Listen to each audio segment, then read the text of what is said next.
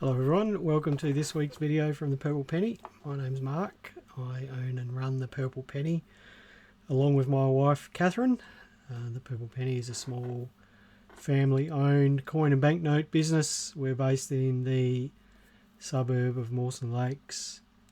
We buy and sell coins, banknotes and collectibles through our shop here in Mawson Lakes, which is open Wednesday to Saturday, and through our website, thepurplepenny.com. This Saturday, the shop will be closed because we'll be attending the Adelaide Coin and Banknote Expo at the Torrens Parade Grounds. We're also authorised dealers for the Royal Australian Mint. We do sometimes get new releases through them, and every now and again we get new releases through Australia Post. And there was a new Australia Post this week. It was Big Things 2, which was a 10 coin tube and a folder. The folder was a bit different this time because it had two spots for circulating dollar coins in that theme. Not really much to note about the release. So I guess the only thing of interest is that we have had one of the owners of one of the big things that featured in the release this year. The owner of the big rocking horse does pop in here from time to time. We've known him for a little while, so that's just a very tenuous connection there. If you did manage to get one of those sets, congratulations. I hope you're enjoying it. We'll just say a few hellos to people before we get any further in. Hello JJ, hello Gwen, hello Angela, hello Patrick, hello Ian, hello Mark. Catherine's watching out there, Damien, Daryl and Ray. Thank you everyone for joining in today. Now, first up in the news this week is some special opening hours for us. So we will be closed this Saturday to attend the Adelaide Coin and Banknote Expo, and Friday we'll see some special opening hours. We'll be open from 9 to 12 on Friday, so we're opening an hour earlier and closing at 12 o'clock. That will allow us to just get packed up and ready for the expo. So if you are here in Adelaide and you're planning on coming in on Friday, come in before 12 p.m. please. And come down and see us on Saturday at the expo at the Torrens Parade Grounds. Next item in the news. There's a couple of coin related things in the news this week. A metal detectorist in Israel was walking with his detector on the Golan Heights near the ancient city of Hippos. I'm going to say that that's probably Hippos and not Hippos. And was lucky enough to discover 97 gold coins and gold jewellery that included pearls and other precious gemstones. The Israel Ministry of Antiquities has excavated the site. They believe that the items found date to about 600 to 700 AD, and at that time the region was under the control of the Byzantine Empire.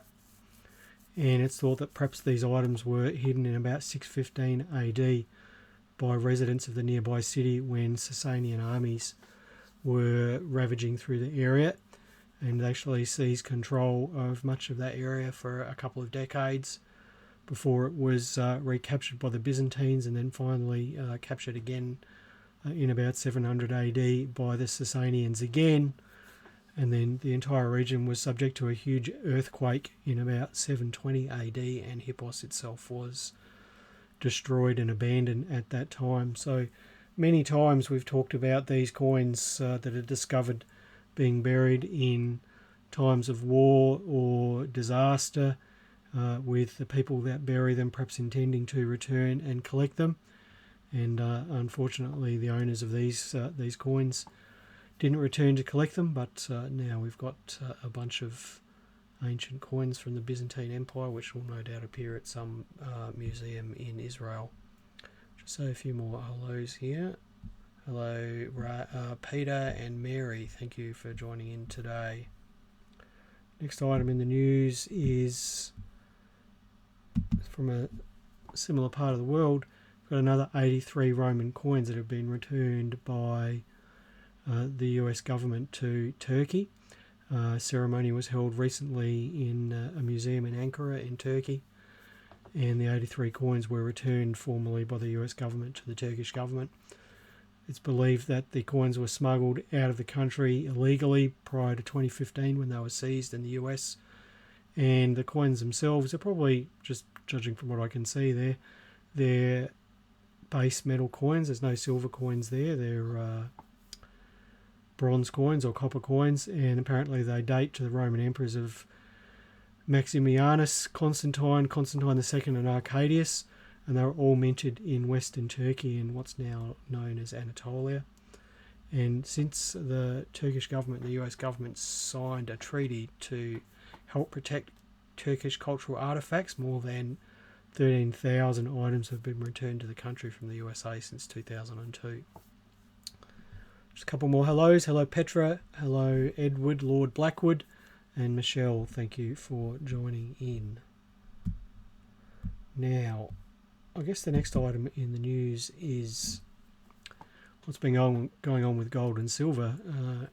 I do post about it from time to time on our Facebook page when it hits a new high, but I thought I'd just put up some charts here. Gold in the last 12 months has gone up in US dollars from $2,673 an ounce to $3,772 an ounce, and that's the price that's quoted on the news every night. They always quote it in US dollars, but in Australian dollars the price has gone from $3,893 an ounce to $5,758 an ounce, and that's the price today. So in US dollar terms it's up 41%, in Australian dollar terms it's up 48%. Why are the percentage different? Why are the percentages different? Well, because the US dollar has actually depreciated slightly against the Australian dollar in the same period, so the Australian dollar price of gold has gone up. What does that mean for the longer term? Well, it means that if the US dollar strengthens, then perhaps the Australian price of gold will drop somewhat, but I don't know what's likely to happen. I don't try to predict these things. But what it does mean is that a sovereign a year ago, we probably would have bought it in here for about $900 or something like that, and the other day we were paying $1,320 for them, which is a lot of money for a gold sovereign.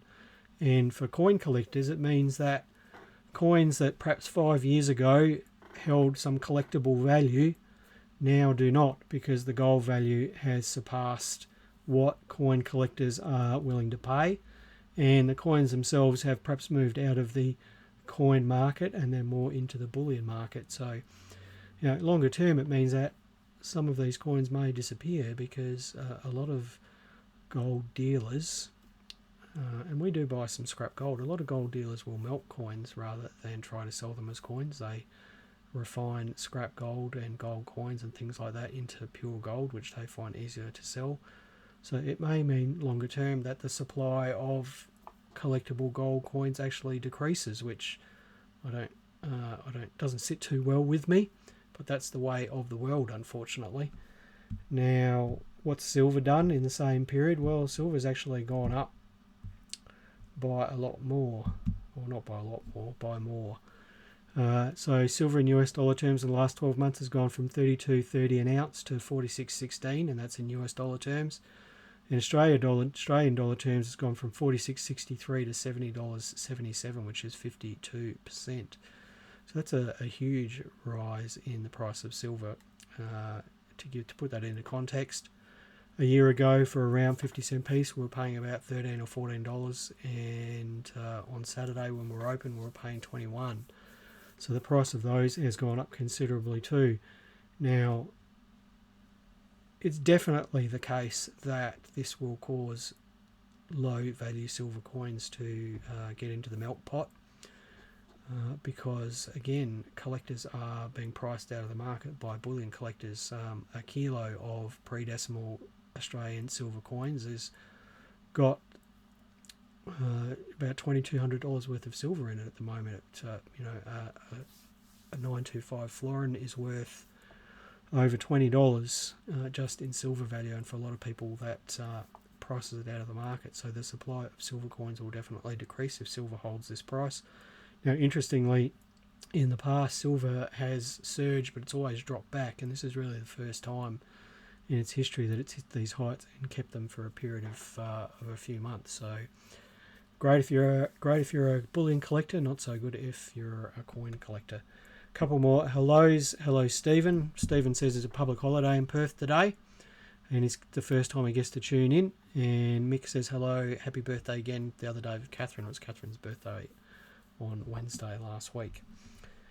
Now today is question and answer day. It's the last Friday of the month, last Monday of the month, sorry.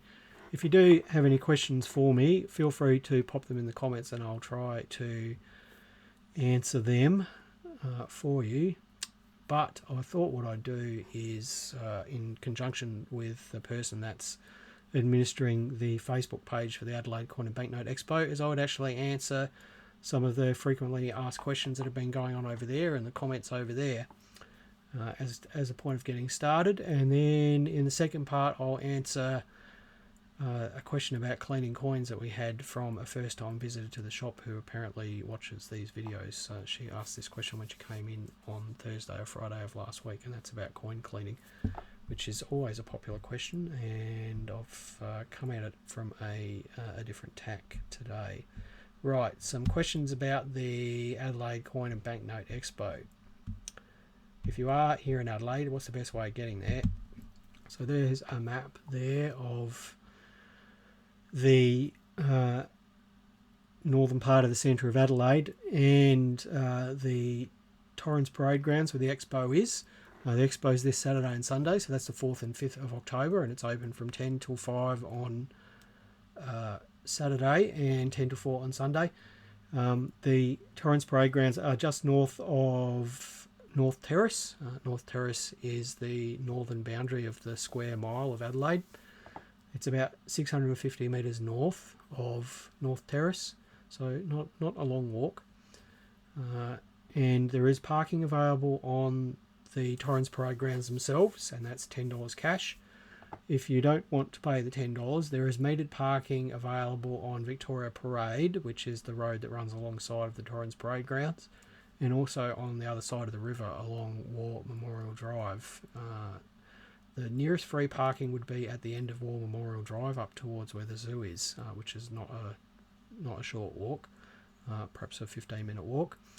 If you do park across War Memorial Drive on the other side of the river, then you'll need to cross either at the Torrens Footbridge next to the University of Adelaide or across the King William Street Bridge.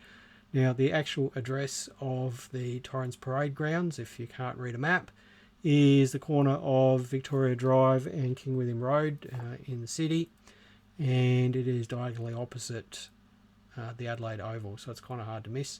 If you're coming to the train station, it's about a 900 metre walk from the train station. So that's where the Torrens Parade Grounds are. Now, the frequently asked questions about, and these I've just lifted these shamelessly off of the comments from the Adelaide Banknote Expo Facebook page.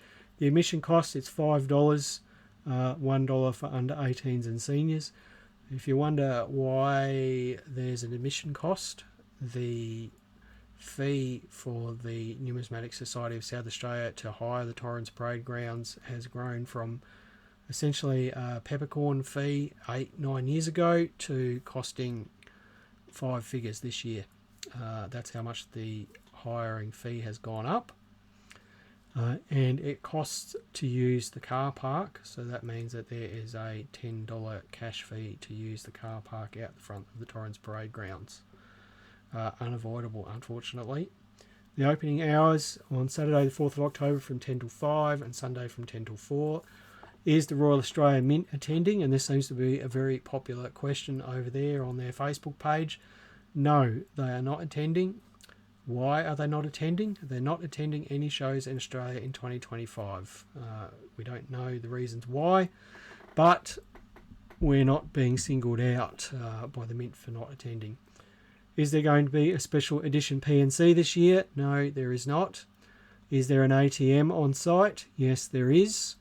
I don't think it's a major bank ATM. I think it's one of these cash supply companies ATMs. So that means there's probably going to be a fee if you use it. If you don't want to pay the fee, It is about a 650 metre walk up to Rundle Mall, and there are major bank ATMs in Rundle Mall if you want to do that.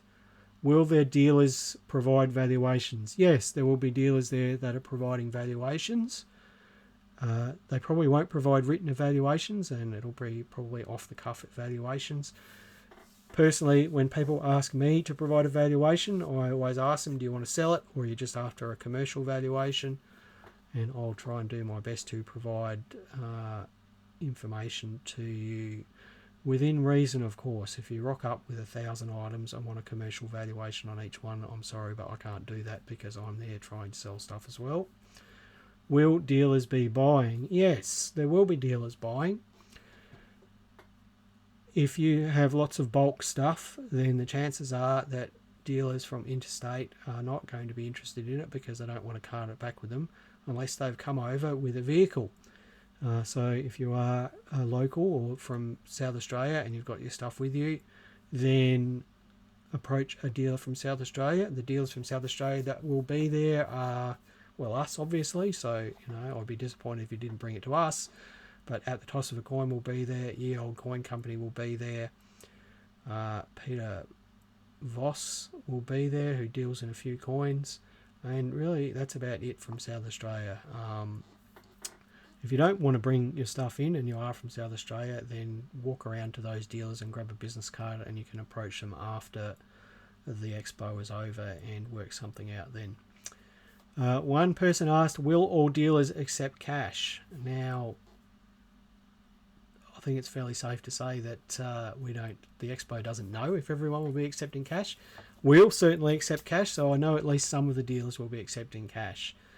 There were a couple of interesting questions over on the Expo Facebook page about specifics of inventory. Now, as far as I know, the dealers attending the Expo don't supply their inventory list to the Expo organisers, so it's very difficult for the Expo organisers to answer specific questions. One person specifically wanted to know if there would be Russian banknotes there.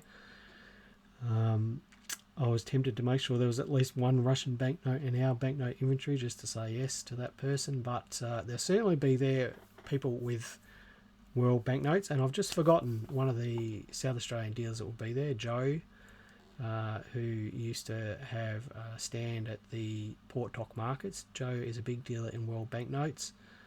I'll be very surprised if he doesn't have some Russian banknotes there for that particular gentleman to look at. Another person asked over there if RAM products would be available at retail. Of course, there's no compulsion for RAM dealers to sell at retail, but there may be RAM dealers there with prices at retail. If we take any new release stuff, and I'm not sure if we will be, it would certainly be at retail. So I can't say yes or no specifically to whether there'll be dealers there with RAM product at retail prices. And this last one I've been a bit cheeky about because there was one person over on the Expo Facebook pages trying to answer everyone who had asked about selling things at the Expo, basically suggesting that they would get ripped off if they sold them to dealers and that they should go to various Facebook groups and sell their stuff there. That sort of behaviour is not okay. It's not that person's Facebook page, and I believe the Expo actually pays for Facebook advertising, so that person was over there hijacking the NSSA's paid ads to try and direct traffic somewhere else. So it is not okay to be over there trashing on dealers, selling things to dealers and trying to divert the Expo's Facebook page traffic to other Facebook pages. Right, that's it for the Expo. Now, because there's an Expo this weekend, and it's actually a public holiday in Adelaide the following Monday, there will not be a video next week from us. We just won't have time. We'll have a bunch of admin to get done on Monday on the public holiday, and then on Tuesday we'll have to spend the whole day putting the shop back together. So I do apologise, there won't be a video next week. Right. So we don't have any questions in the comments, so I'm just going to go straight to the question about coin cleaning. Bonita, if you're watching, this answer's for you. Catherine did point out that you'd asked this question. Bonita's a watcher of these videos. Is it okay to clean coins? And I try to I try to answer this question the same way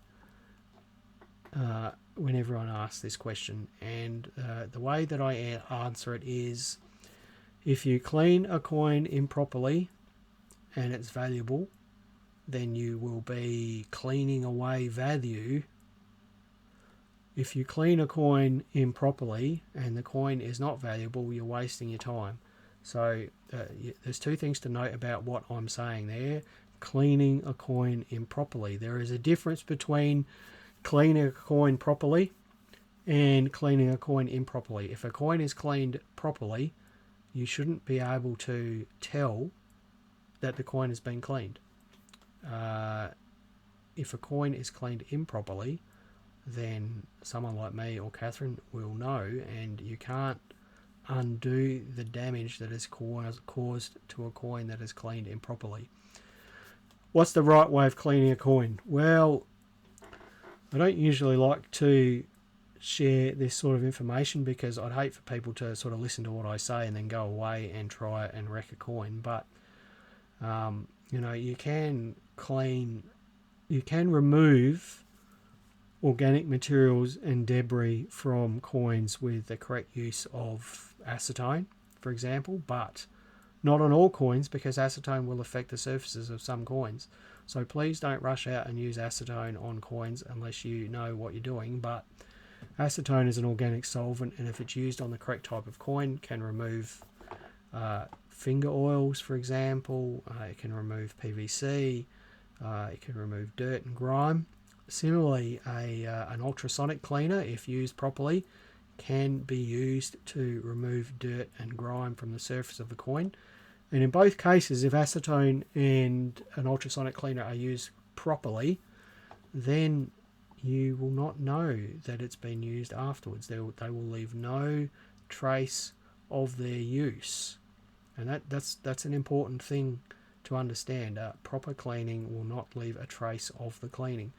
Similarly, you can rinse a coin in demineralized water, or perhaps water with a bit of dishwashing detergent in it, and gently clean it with a cotton bud with a rolling motion, and remove dirt and grime from the surface of the coin, and then rinse it off in clean water, and then let it dry naturally, or pat it dry with a paper towel. You can do all of that, and if you do it properly, no one will ever know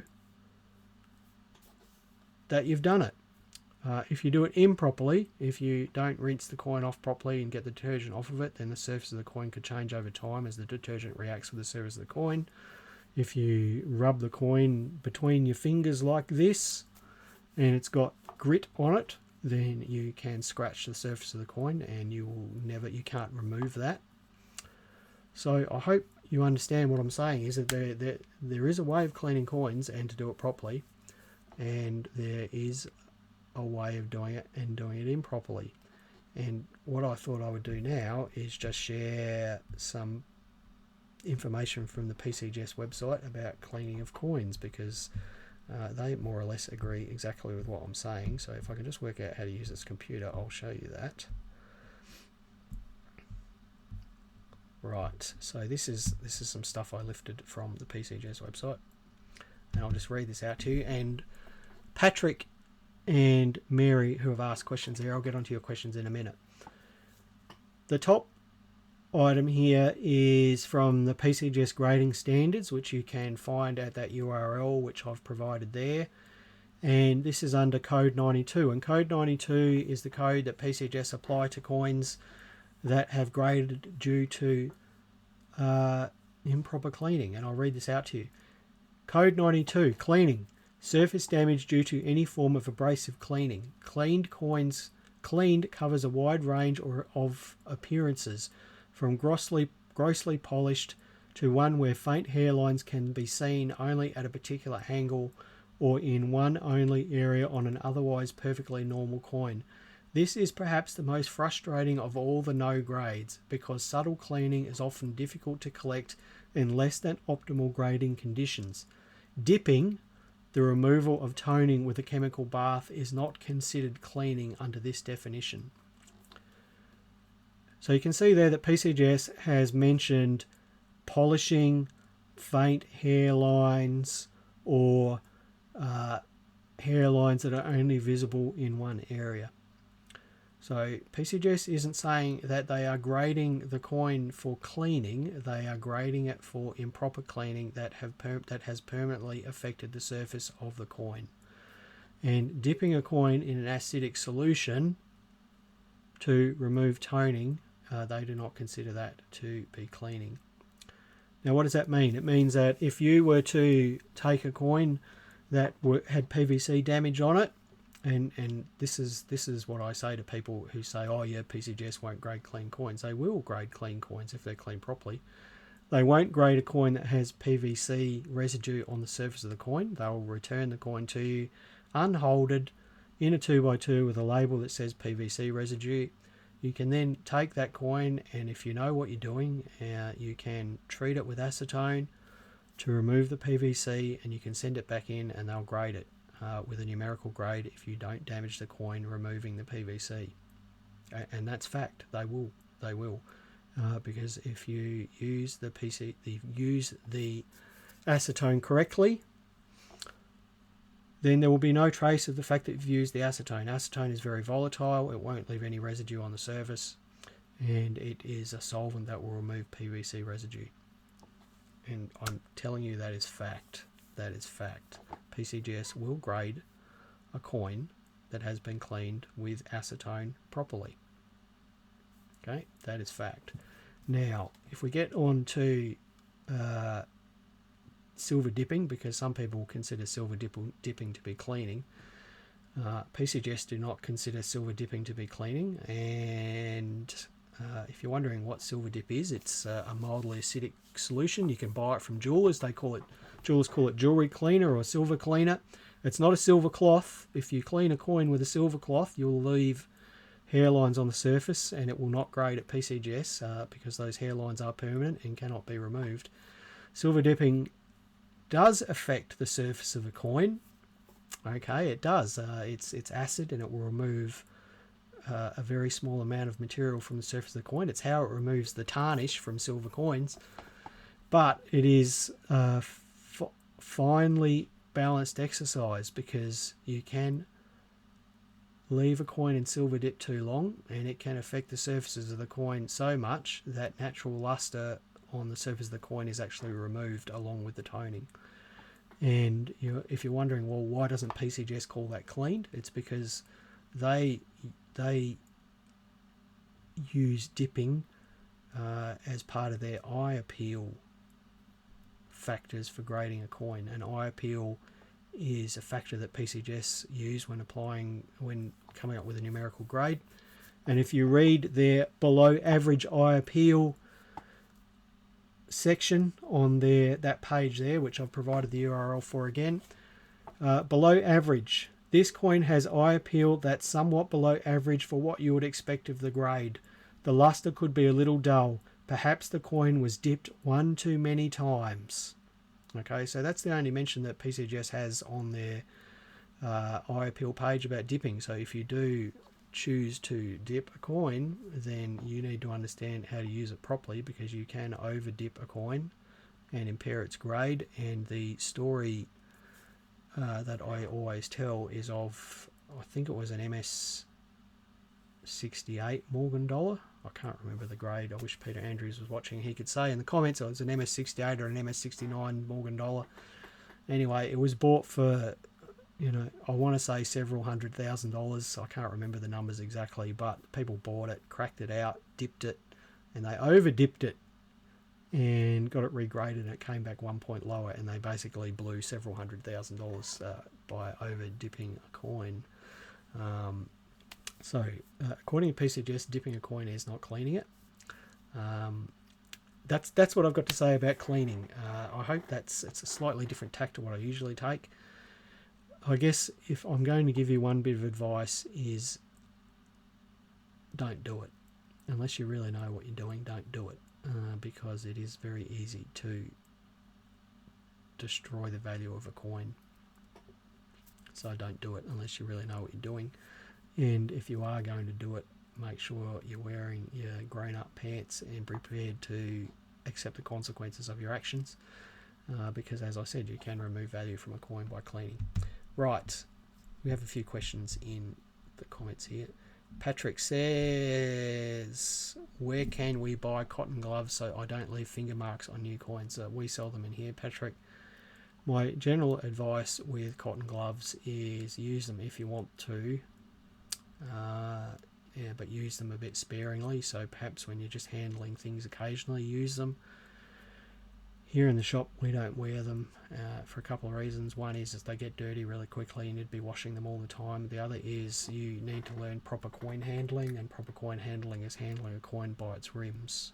You should never plonk your dirty old thumb right in the middle of the obverse of a coin. You should always pick it up with pincers around the rim of the coin, and that's the way coin graders handle coins as well. They don't use gloves. They make you clumsy. If you're handling a lot of coins, it's much easier to drop a coin with gloves on. But if you are at home and you're just handling a few coins and you've got a nice flat table that you're working over with a nice soft surface and you're using gloves, then if you drop the odd one, just make sure you drop it on the soft part of the table and not on top of another coin. Mary says, how do you remove the mould spots on pennies? Mary, pennies don't get mould, they get carbon spots. They get verdigris spots. Verdigris, I'm going to assume you're talking about verdigris, which is the green stuff that grows on copper and bronze.